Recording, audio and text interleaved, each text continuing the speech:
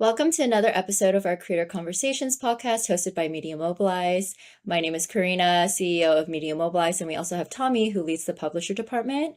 We partner with hundreds of creators, publications, brands in the creator and marketing economy, and we're really excited to highlight another key player today. Today, our guest is Tyler Denk. Tyler is the CEO and co-founder of Beehiiv, a newsletter platform designed to help creators create newsletters while also assisting them in growing their audience and monetizing their content. He is also the writer of Big Desk Energy, which is fun to say, a Beehiiv newsletter focused on sharing his stories and experience in the world of startups. Tyler, thanks so much for joining us. We're really excited to have you. You have a very extensive newsletter background. You were with Morning Brew, CEO or founder of Beehiiv now. And so can you tell us a little bit how you got into the newsletter space? Yeah, it's funny. I actually just tweeted last night my bank account statement back after my first failed startup. I had 49 cents in my bank account living in my parents' house after the startup that I had started in college failed. And I knew Austin Reef, who is from Baltimore, and he's the co-founder of Morning Brew. We were kind of childhood friends growing up. And so funny enough, there was a summer we spent together in Israel, and he was talking to me about his startup Morning Brew that he was building and how they were just like a daily email. And I was building like a two-sided marketplace. And I thought that his idea was actually so simple and kind of dumb to like build a newsletter company. And then fast forward 10 years from then, and now that's pretty much my entire life is just newsletters and newsletters.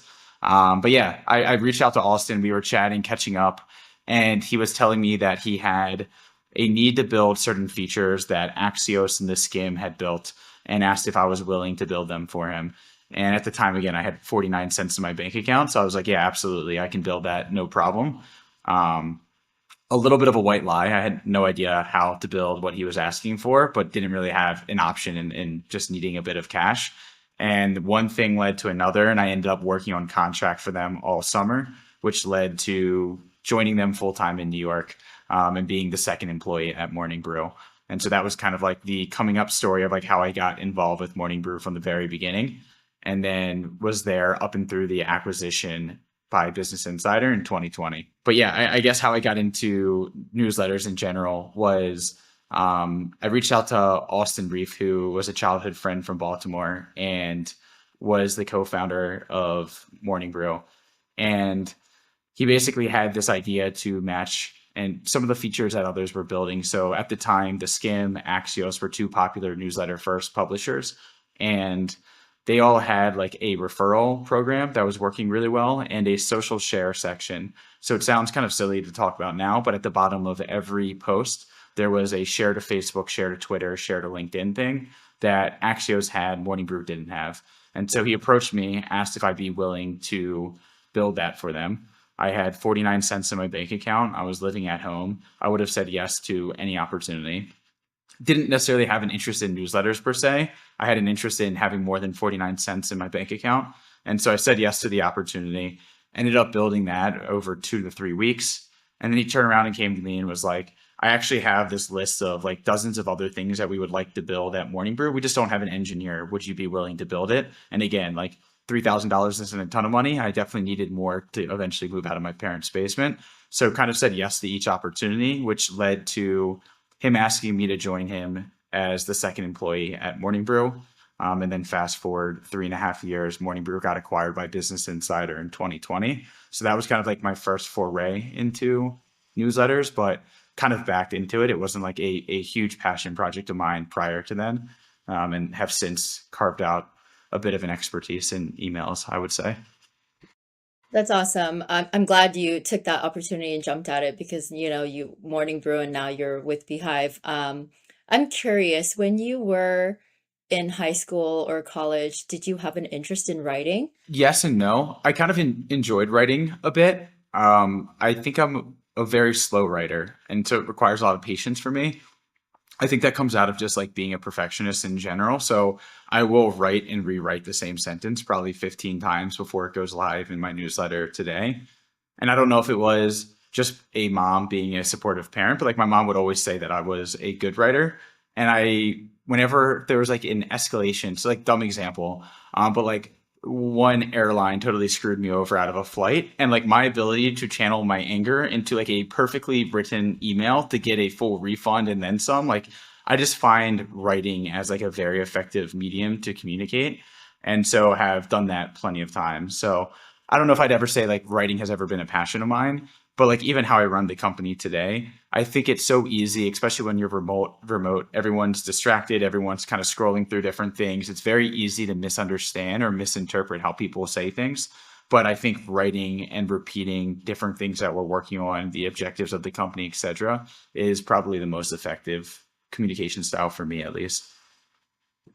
I agree. I do find writing to be very therapeutic, and I also take on that role in my family, writing those angry emails on flight. So I definitely relate where you're coming from. How did you get the idea to come up with Beehiiv? So Beehiiv, it's a huge platform now. We actually have folks that we recommend to go to Beehiiv, and we've helped with a few successful transitions. And so I'm sure the audience would like to hear how that started, how you came up with the idea, where to even start when forming a platform like that. Yeah, for sure. Well, also thanks and shout out for the recommendations to the people you're sending our way. Yeah, I mean, I think it came to be similar to how a lot of other platforms are started. It's a problem that someone is experiencing that they want to solve for themselves, or like a lived experience. So it came from Morning Brew, which is like the clear parallel. At Morning Brew, when I joined, it was back in 2017. I would say that again, I mentioned Axios and the Skim and the Hustle were kind of like this like new wave of email first newsletters or like newsletter first media companies. And me being 23 years old, super naive, a lot of the software that we looked at, whether it was like a CMS, so what the writers would use to create content, or other types of software, were all built around websites because the idea of like a newsletter first publisher was like kind of fairly new. And so being as naive as I was, I chose to build kind of everything in house. So I built the content management system that all of the writers use to create the newsletter. We built an ad management platform that facilitated all of the ads in which we would monetize from. Um, and then we built the referral program and data dashboards and like all of this different miscellaneous things. And when you looked up after 2 to 3 years, like what made Morning Brew work was the fact that we had this totally bespoke ecosystem of tech, from what the writers used to what the sellers used to what the growth team used. And it all worked extremely well because it was custom built for us. And during that experience, obviously leading the development and engineering of those, like I understood what the sales team needed to do their jobs better, and we built solutions for them. I sat next to the writers and understood what they needed to do their job better, and we built custom solutions for them. And then meanwhile, we would have 2, 3 million readers and 10, 20, 30,000 responses a day, some about content, but a non-negligible amount of replies asking, how did you build this newsletter? How does it render this way in Yahoo and Apple? How did you build the referral program? What software are you using? So that was kind of like the inputs that I was taking, because the editorial team would forward those emails to me and be like, hey, here's the lead editor at XYZ publication. They're reaching out. They want to know about a referral program. And when I was naive, I would take calls with all of them and I kind of explain how we built it. And that became a huge waste of time. So I just wrote a blog article explaining exactly how we built everything. And anytime someone came inbound to me, I would just send them the article of, this is how we built our referral program. Exactly. You can copy it. And that article on Medium had like tens of thousands of likes. And so there was a lot of inputs throughout the journey of when all of these reputable reporters and entrepreneurs were coming to us asking how we were doing something. And I was kind of not the lead architect, but like one of the engineers who had kind of built this entire bespoke ecosystem. That was the alpha of, there isn't a solution for exactly what we're doing. And as more of these publishers and entrepreneurs and creators are kind of pivoting to email as a channel, then I think there's something to be said about an all-in-one platform that helps you write, that helps you grow, that helps you monetize without piecing together 5 or 6 different pieces of software. And so that was the impetus for Beehiiv. It really just came from like what we had built at Morning Brew, and then seeing the influx of people who had taken interest in what we were building and wanting it for their own media operations or whatever they're working on. Do you have a reasoning for the name Beehiiv? No. I think by now I need to come up with just like a story that makes sense. But I'm like super OCD. And one of the first things that I wanted like to build this platform was like a name and a logo and a color scheme that we could build off top of. And so the name Beehiiv, initially spelled correctly, came from just like a hive of followers, I don't know. So something around that is like kind of what we were thinking. Obviously, beehiiv.com spelled correctly was like unavailable. So we went with like the classic startup spelling of just like add an extra letter and drop a letter and see what we get. Found the domain for $10. And one of the things that I am more opinionated on is that like names aren't super important. So I have like a bunch of different philosophies or opinions in terms of like how to build a company. Like I think remote is a lot better. I think there's like a bunch of other things that we can get into, but like name, I think product speaks for itself. And if something works at the right price point, I think that's how you succeed. So like honestly did not put a ton of time and thought into the name, and it is what it is. Well, it's catchy, so I really like the name. And then as far as your current clientele, does Beehiiv have a sweet spot as far as, amount of subscribers? What kind of or newsletter or, content creator would benefit the most from Beehiiv?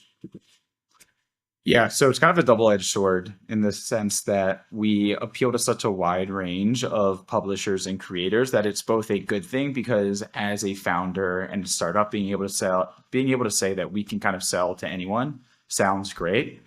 For anyone who has ever done sales and understands like ICP and really understanding who your target customer is, and that's how who you have to get in front of to sell. Saying that you can sell to anyone is actually like the worst thing you can possibly say for a sales team.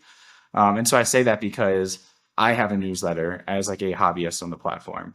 Arnold Schwarzenegger has a massive newsletter for wellness and that sits on top of his app and a bunch of his other business things that he's working on.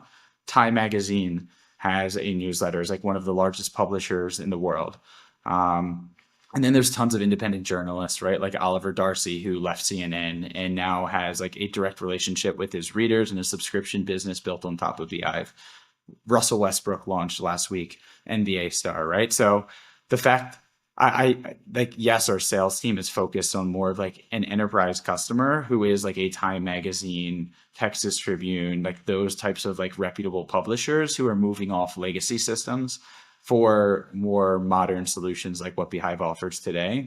But anyone from myself to my mom to Russell Westbrook to Arnold Schwarzenegger can use the platform successfully for their own kind of business objectives.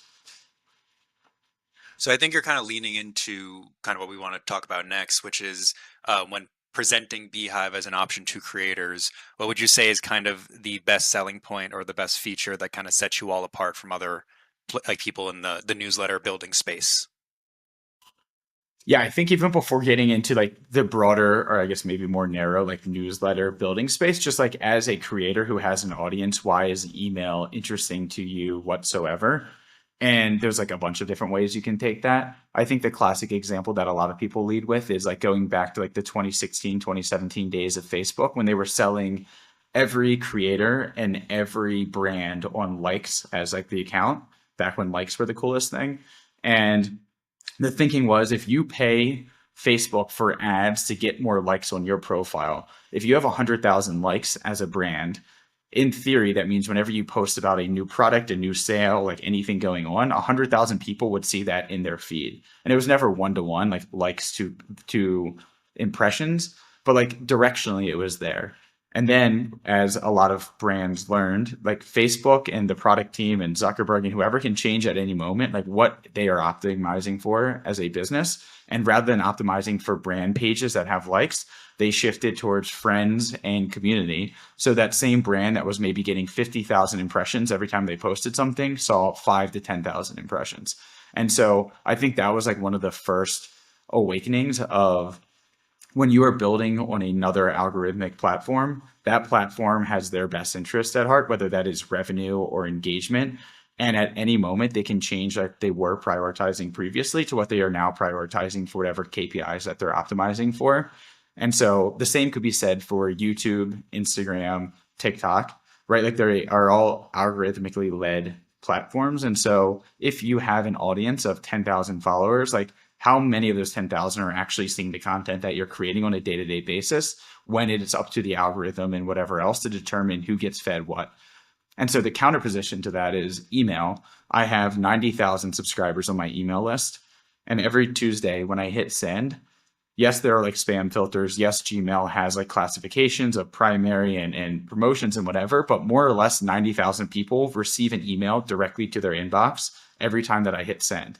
And so the direct relationship to be able to get in front of your audience reliably is something that any of these social platforms typically don't offer, and is an extremely powerful. And then to go one step further, when you are on TikTok or Instagram and you're scrolling through the feed, like just the twitchiness of a social feed with how many notifications and messages and videos and shorts, everything popping up, versus being at your desk, whether it's for your job or for enjoyment and leisure, reading through your inbox is a much more direct and less distracted environment, which you see brands having tons of success advertising in different email newsletters because they trust the creator, they trust the writer, and the medium as a whole is like a lot less distractions.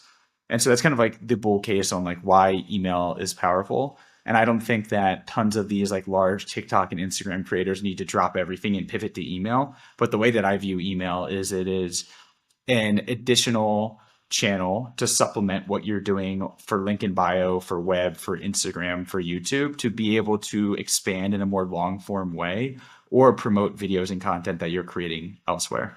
You know, that makes sense. I think the value of owning your audience is probably the most valuable thing for someone who has an audience in any way, shape, or form. So yeah, I mean, we're in the newsletter game, so we also recommend anytime someone has any type of following, that a platform like Beehiiv is the next step essentially.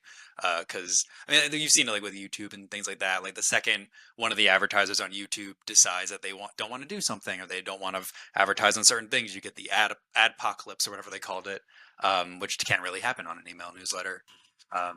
I mean, you could even talk about, so like Twitter was super popular for the past decade, and now there is Threads, now there's Blue Sky, now there is Substack Notes, and now there's like a bunch of other copies. And what I find most frustrating about all of them is I've been using Twitter for 10 years. I have like not a massive following of 30,000 people there. To go to Blue Sky is to start over in a brand new network, which is like a level of friction that I'm not willing to overcome when I already have an established following and community on Twitter. And so the interoperability of platforms is something that like does not exist. You can't take your YouTube audience, be like, now all those subscribers on YouTube follow me on Vimeo, for example. Where with email, you can be using MailChimp. You can have 50,000 subscribers. You can see that Beehiiv is launching much more powerful, interesting features for your specific use case. And you can remove your subscribers from MailChimp and move it to Beehiiv.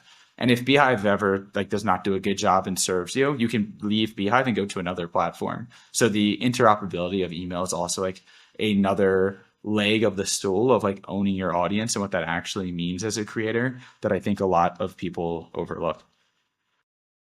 Can you share more about the strategies Beehiiv uses to monetize these newsletters? Yeah, for sure. So we have three main monetization strategies that we offer in the platform. One is paid subscriptions. So similar to, I don't know, you can do Patreon, OnlyFans, Substack, whatever. Like the idea of having a following that individual people, subscribers can pay you directly for access or content is something that we've seen a lot recently. And so paid subscriptions allows anyone who has a newsletter on the platform to create different tiers. People can pay monthly, people can pay annually. You can do a lifetime pass, you can offer discounts, you can have trials, etc. However you want to run a subscription business, we have like the suite of tools to allow that. And contrary to other platforms in the ecosystem, Beehiiv is one of the only that doesn't take a cut of subscription revenue. So if you charge $10 a month for exclusive access to your content, you receive $10 a month from your readers, minus like the Stripe fees, which is like, you know, the cost of doing business on the internet. The second monetization stream that we focus on is called Boost. It's like a native network that we've built within the platform, but it's an old strategy in terms of like co-registration is probably the more common term on the internet. It's you sign up for one thing, and you have the optionality to sign up for other things and services or newsletters in this case, and you get paid for recommending someone to other additional newsletters. So how that works in practice is there's about 5 to 10 newsletters that I recommend. If you sign up to my personal newsletter, Big Desk Energy, after you sign up, you'll be shown like, hey, I also recommend these 5 additional emails. And if you say like that first one, that's like a sports newsletter is interesting to me, and you check that box and click next, you also join that newsletter. And I get paid $1, $2 for sending my new subscriber to that newsletter. So it's just like a co-registration network that works really well. And that's like totally passive, right? So you kind of like set it and forget it. I don't do it super actively, but I make between $250 and $500 a week just from people signing up to my newsletter, choosing to sign up to other newsletters in the ecosystem. And then the third, and what I am probably the most excited about, is the Beehiiv ad network, which is exactly what it sounds like. We have nearly 100 active campaigns as of this recording from brands like Netflix, Hulu, Nike, BetterHelp, Better Health, and 95 others. And the thinking there is, as long as the internet has existed and blogs were popular, probably the most common way to earn money on the internet is via advertisements. We saw that at Morning Brew, where every morning to have a single sponsor in the newsletter when we were 1 million subscribers large cost about $40,000, $50,000 per brand per email send, which was like probably one of the biggest like eye-opening moments for me. Having a small team of 5 people at Morning Brew and seeing that every time we press send, we made $50,000 from a brand who was paying that much money to get in front of our audience. That was kind of the aha moment of like what the opportunity is of having a large audience. And if you have the right audience that advertisers want to get in front of, there's a lot of money that these advertisers are willing to pay to get in front of those people. And so what the Beehiiv ad network does is streamlines that entire process.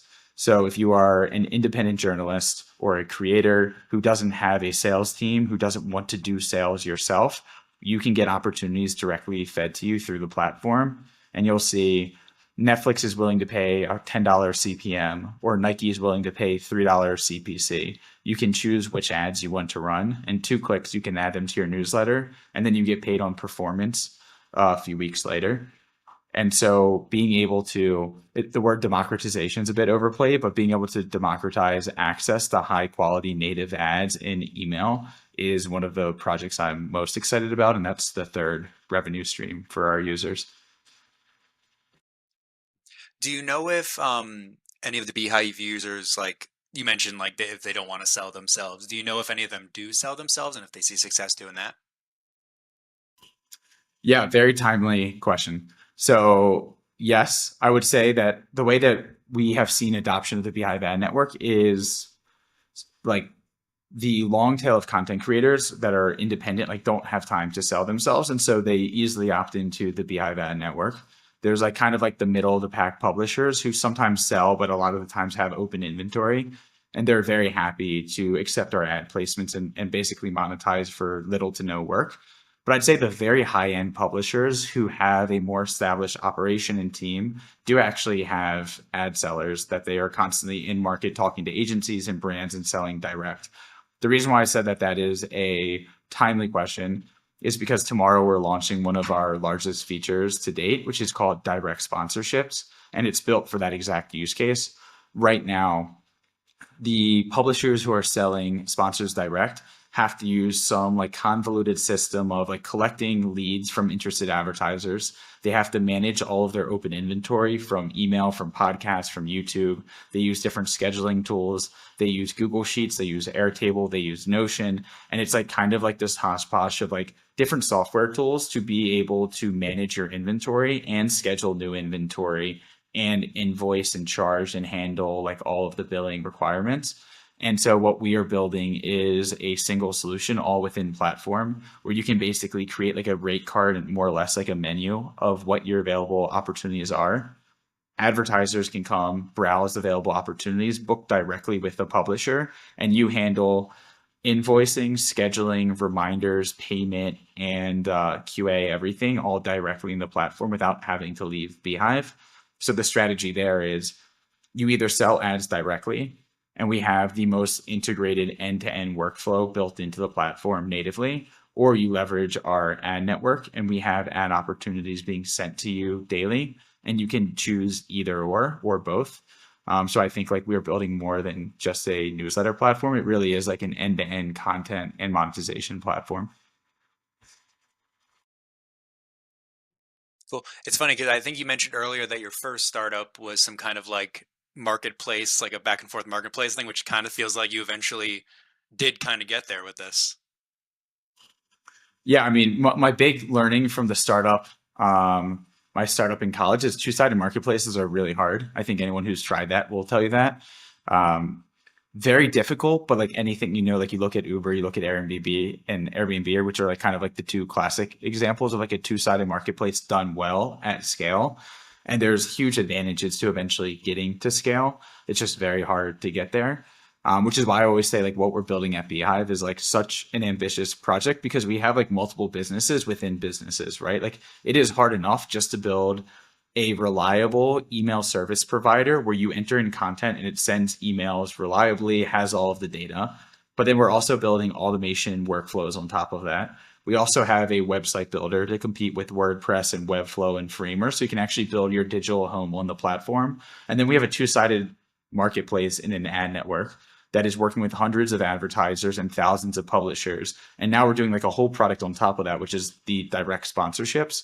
So you can kind of start to see the complexities of the business and like why, one, I'm so confident in what we're doing, and also just like how defensible it is. Like we are taking, I consider like 2 to 3 home run swings at once. When I think taking one as a startup is typically hard enough. So it keeps me busy and very stressed, but I'm very excited for what it means for creators and publishers to leverage the platform. Taking it back from a creator's perspective, you mentioned Big Desk Energy, which is your own email newsletter. How often do you post? And then how often do you think other content creators need to post in order to stay engaged with their audience? Yeah, so I launched Big Desk Energy, which is a weekly newsletter that goes out on Tuesday about 14 months ago, so January of 2024. It's honestly the source of most of my stress, believe it or not, because writing doesn't come super naturally to me. And having a 1,500 word essay hanging over my head all week is like extremely stressful. And like carving out time for that on top of everything else is a total self inflicted wound that I definitely didn't need, but I've enjoyed the experience a lot. I think I've been very vocal and open about building in public. So I share both like who we hire, our milestones, case studies, success stories, strategies, features, etc., like in real time on Twitter and LinkedIn.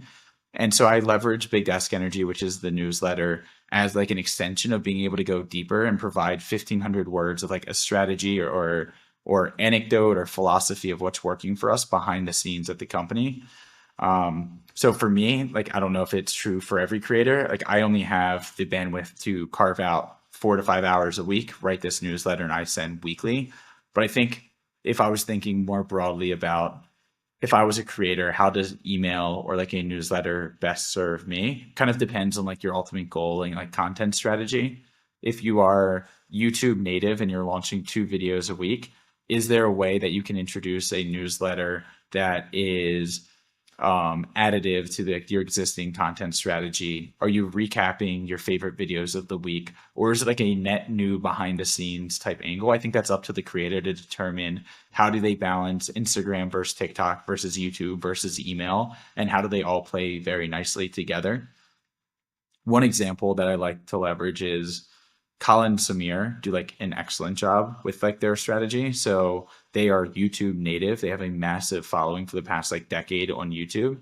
And then they have a 3 times a week newsletter called the Publish Press, which is not the same content regurgitated in email form, but it is adjacent in the sense that it covers similar topics about like what is happening in the creator economy, that is additive to their YouTube strategy. And they found that 3 times a week serves their audience best with the amount of news and everything else that is coming out with the creator economy. So like the right answer is like it depends on kind of like your content strategy and your goals. But for me personally, once a week is plenty. You mentioned, cross-posting on platforms and YouTube and whatnot. I totally agree with you on that. We do represent as agencies a few YouTube creators exclusively, and then we also partner with hundreds of other creators on the YouTube side. And we cannot stress the importance of really engaging with your audience. And like you mentioned, a newsletter is one of the best ways to do that. It also has like that personal touch. So I totally agree with that. As far as either your own newsletter or just Beehiiv's platform in general, I'm curious to see if you guys have ever had a divisive situation where, these days censorship is really iffy, it's up in the air. And so have you implemented any like policies around that, or what are your thoughts on that? Yeah, it's a great question. And I want to be careful in how I answer because like the answer is like this was one of my biggest fears when starting the company is like divulging into what's acceptable, what is like acceptable use, what is acceptable content, what's allowed on the platform, what's not. And I say I want to be careful because I don't want to invite it, but we've had less than two that I can remember instances of like an issue regarding content that was like deemed unsafe. I'd say that we like skew very heavy in terms of I don't want to be the arbiter of like what is allowed and like what is free speech and like what I consider acceptable in the platform. And so like the rules are very loose. Anything that like incites violence is like a classic example. And I'm not going to sit here and pretend to know the exact terms used in our privacy policy and whatnot. But we have a full compliance team and security team and like work very closely with a ton of partners to ensure that. And we've had very little instances of which we've had to take any measures, which is I think how everyone would prefer it be, right? Like I don't want to be spending my time determining what type of content I think is acceptable. Where it gets more difficult is like we are built on top of other tools, whether it is like the internet service provider or like who we use to send emails, which is SendGrid. And each layer in the stack has their own acceptable use and privacy policies. So the 1 to 2 instances that I can think of where this was like a minor issue actually didn't come from us. It came from one of the partners that we are built on top of, which is like a interesting thing to consider that I think a lot of people overlook in like how the internet works is like behind every company that you use on a day-to-day basis, there's often like several layers of other companies that they are built on top of that at the end of the day, that company is really just a customer of another vendor that they are built on top of. And it goes all the way down to like the IP address level and who manages like, cloud infrastructure. So very technical and like out there response, like what was a very straightforward question is like, we do not have like super strict or heavy content policies. It's like pretty common sense. And I think 99% of content creators hear that and like, that doesn't apply to me. Like I'm literally just writing about sports, politics, tech, business, whatever, and like does not apply to them. And for like the 1% of people that they are worried that there's like the slightest chance that something that they can put out there can have them removed from the platform, like I'm totally fine with scaring that 1% away, because like, it's so fringe. It's like not really worth concerning ourselves with. Cool. I'm going to do kind of a big jump in questions just in consideration of time. I think probably the largest hurdle that a lot of people have to cross when starting a newsletter, if they don't have an audience coming with them, is just growing the list in general. So for Beehiiv, do you have any kind of advice for maybe someone who isn't coming in with, a large YouTube audience or a large Twitter following on how they can start up a Beehiiv and actually grow their list to something that's kind of substantial and worth kind of following through with? Yeah, and I'd say that that's actually like the more common case, right? Like I think that if you already had a following on Instagram, TikTok, YouTube, like you are at an advantage. But I would say most of our users don't come with an already existing audience that they are trying to convert over into email. So yeah, how do I grow my newsletter faster is probably one of the most common questions that we receive. And the less satisfying but true answer is like there is no silver bullet of like just do this and you're going to grow super quickly. But what it typically is like a combination of 5 to 10 features and best practices that you can put into action that like in combination compound over time and help you grow faster. So one would be like leveraging free channels that already exist. So you don't have to have a massive following on YouTube or Instagram or LinkedIn. But every time you post content, what I would do when I first started was the night before I post, so Monday night, I would preview what I'm going to write about the next day with the call to action to sign up.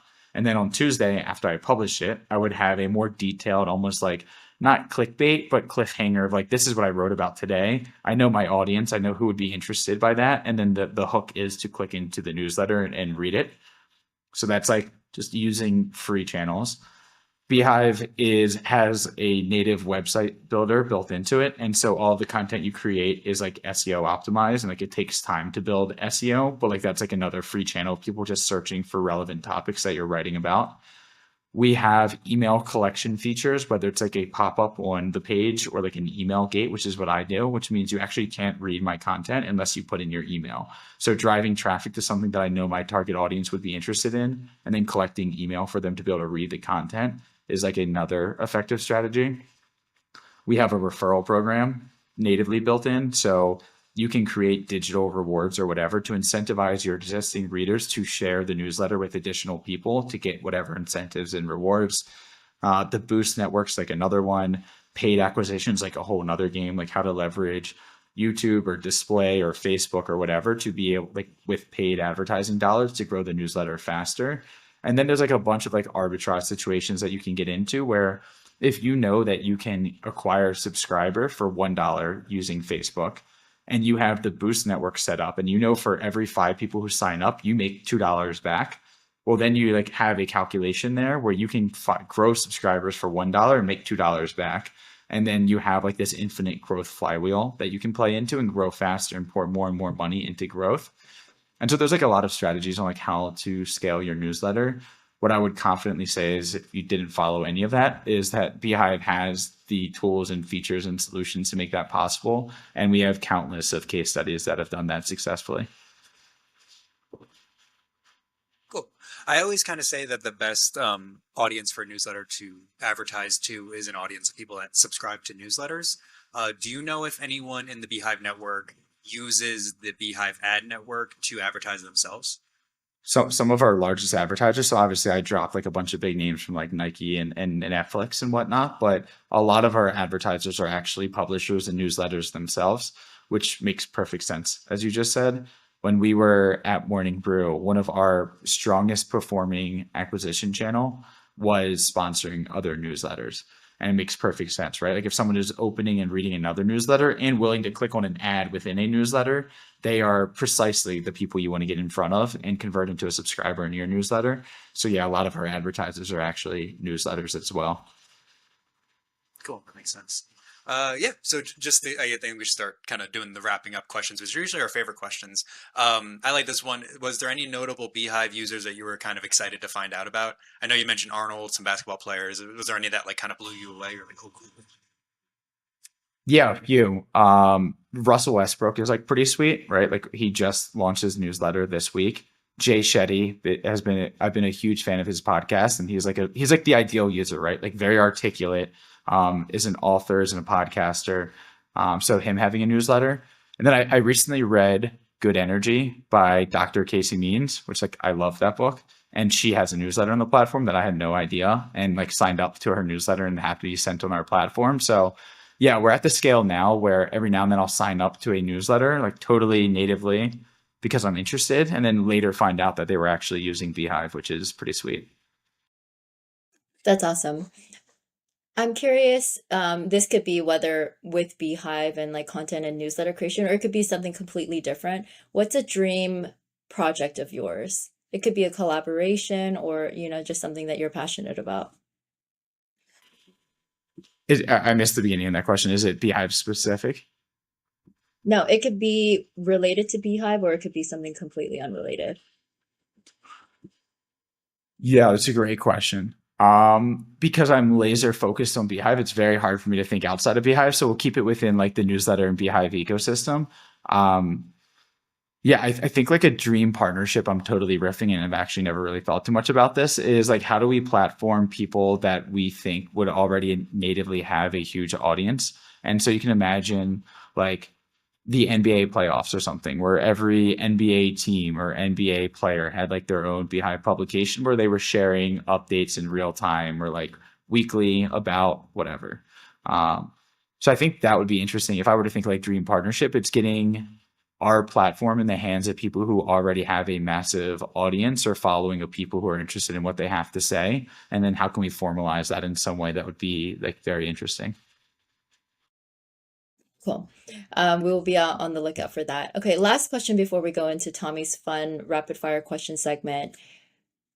What can we look forward to when it comes to Beehiiv? I know you mentioned the direct sponsorships launching tomorrow, but anything else that we should be on the lookout for? Yeah, so you are the first to know. I'm assuming this isn't going to launch prior to tomorrow, so I think we're good. But direct sponsorships is like a massive new feature for us, and I'm very excited about that. What can I preview? I think like the easiest thing to share my excitement is like almost like the big picture of like why I think Beehiiv is such a massive opportunity, which I've been saying for 3 years, and but everyone looks at you like you're crazy when you have $2,000 in revenue and you're like, this is a $10 billion company.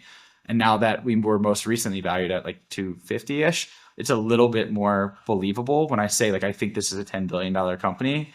The vision has not changed at all, but people just believe me a bit more. And so like what I see is like the big picture is we acquired this company called TypeDream, which is an AI native website builder. We use some of the AI features, but primarily just a website builder. And I'm like a huge believer that tools and maybe AI as well will make it easier and easier to have like a beautiful website and digital home on the internet. And when you look at companies like WordPress, which controls like 44% of the internet, or Webflow, or Framer, or Squarespace, or Wix, there are so many massive multi-billion-dollar companies that just make it easy to have like a digital home. So that is like one leg of this three-legged stool that I think is like an opportunity for us. Second is owning your audience and distribution. So we've seen countless examples, and we've talked the whole podcast episode about like email as a channel, how powerful it is, how much money you can make from it, owning your audience, and like how impactful that is as a creator. So being one of the best, if not the best platform for like email content distribution and newsletters, that is something that a WordPress Webflow framer does not have, and like puts us in a very unique position to have both of them best in class. And then the third leg is monetization.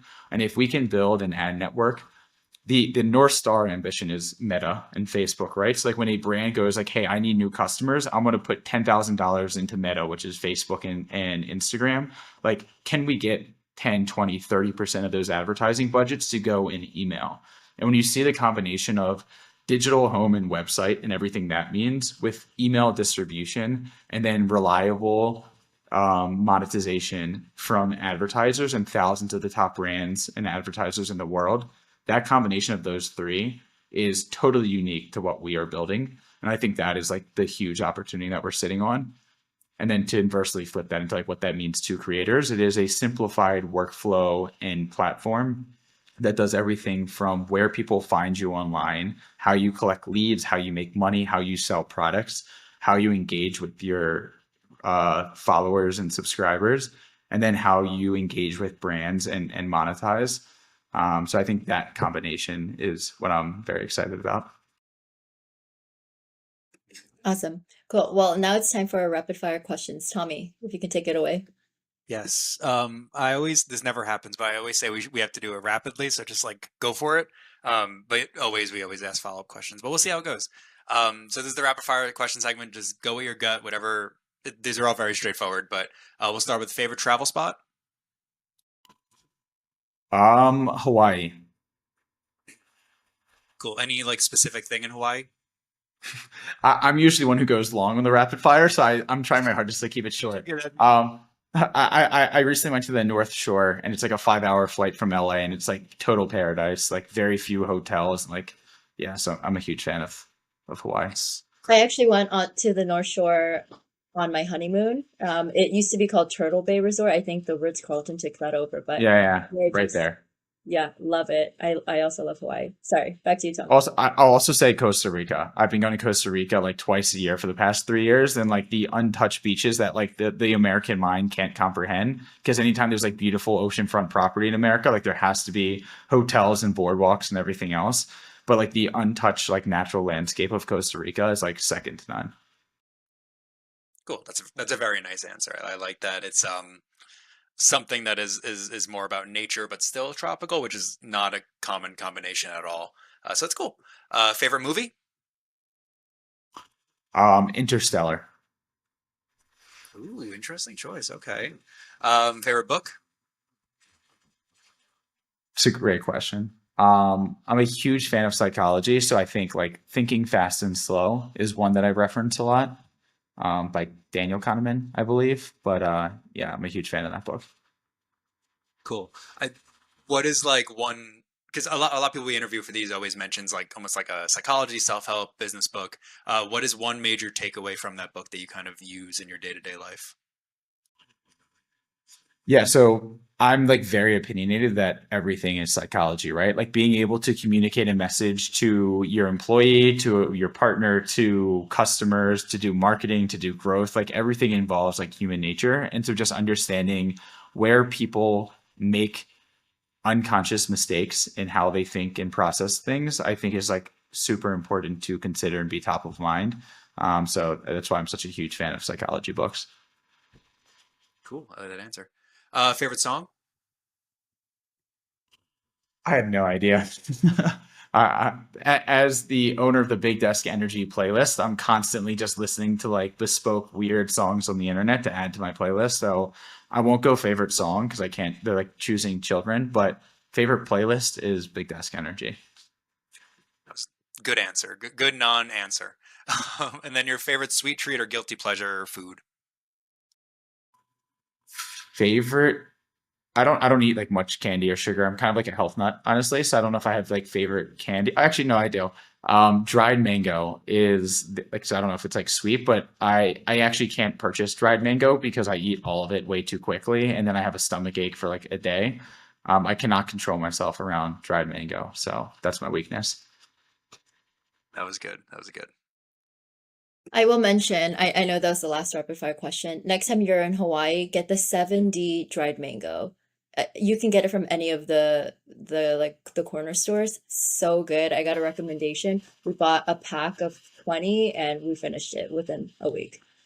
In the North Shore, do you what is it? The what's like the macadamia nut place? Mhm. Do you know Yeah, what I'm yeah. talking about? Yes, I do. You can get like the cinnamon coated macadamia nuts, and like they're like the greatest snack of all time. So whatever that place is called in the North Shore, shout out to them. So good. Okay, well, cool. Thanks, Tyler, for taking the time. I know you can't join us for our Critter Conference, but Catherine Rendell of your team will be joining us. That's May 15th, Thursday in downtown San Francisco. So we're really looking forward to that. Thank you, Tyler, for taking the time. I know you're super busy, but really looking forward to, the progress that Beehiiv is going to continue to make. And yeah, like I said, we always recommend Beehiiv to all of our partners. So thanks, Tyler. Yeah, this is fun. Thanks for having me. Thank you.